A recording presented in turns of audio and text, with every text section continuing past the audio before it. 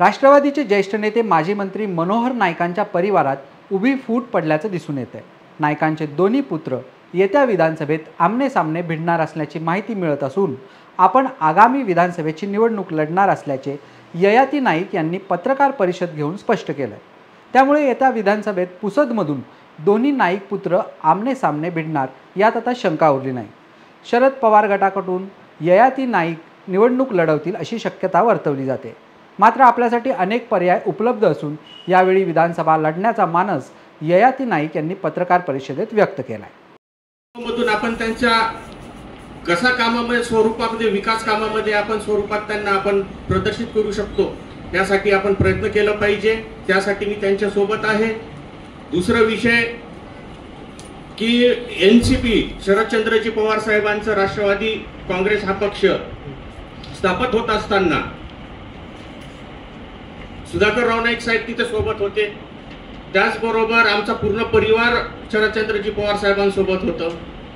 या परिसरामध्ये जर आपण बघितलं की आता जसं अजितदादांनी एक छोटासा गट वेगळं काढून त्यांनी सरकार दुसरीकडे बीजेपी यांच्या सोबतच स्थापना केली, हे कुठेतरी त्याच्यात इंद्रनील त्यांच्या सोबत गेलेत, ते मला न विचारता गेले। त्याच्यामुळे मला थोडा आता खंत आहे की ते जर मला 2 मिनिटं जर बोलून जर विचारलं असतं त्या ठिकाणी आपल्याला काय निर्णय घ्यायचं तर कदाचित हा चित्र दिसलं नसतं। ती एक दुसरी नाराजी आहे। त्याचनंतर आता मी सुद्धा इथे 20 वर्षापासून काम करत आहे, तर काम करत असताना माझ्यावर जर कुठली जबाबदारी दिली असती तर मी व्यवस्थित पार पाडली असती। दुसरा विषय कुठेतरी लोकसभाच्या ह्याच्यात मोहिनी नाईक यांचं नाव समोर आलं, त्यावेळेस सुद्धा मला विचारलं गेलं नाही। कधीतरी जर मला विचारलं असतं की बा आपण ह्यांचं नाव आपण पुढे करायला पाहिजे का, आपण तिकीट मागायला जायला पाहिजे का, तर आपण मी सुद्धा त्यांना होकार दिला असतं, त्यांच्या पाठीशी राहिलो असतो। पण तिथे कुठेतरी मला डावललं, ही एक दुसरी नाराजी आहे माझी। आता बघितलं तुम्ही मागचं विधानसभेचं लीड आणि ह्या लीडमध्ये जास्त फारसं काही हे नाही आहे। या पुढे जर काही आता विधानसभेच्या हिशोबाने जर काम करायचं असेल तर वेगळी रणनीती राखावं लागेल। ह्यासाठी मला सुद्धा आता अभ्यास करणं सुरू करत आहे मी। आणि संजय भाऊ देशमुख साहेब हे एकटे होते जिल्ह्यामधून, सर्व आमदार एक बाजूने आणि एकटे संजय भाऊ देशमुख साहेब, आणि विधानसभा पुसद क्षेत्रामध्ये सगळे आमदार एक साईडला आणि मी एकटा एक बाजूने काम करत होतो। पण कुठेतरी हे पुसदमध्ये आम्ही कुठेतरी मागे पडलो। त्याच्या मागे आता अभ्यास करणं फार गरजेचं आहे की काय विश्लेषण करावं लागेल, त्याच्यासाठी काय अभ्यास करावा लागेल, काय निर्णय घ्यावा लागेल, ह्यासाठी मी परत एकदा फेरी घेणार आहे पूर्ण तालुक्यामध्ये।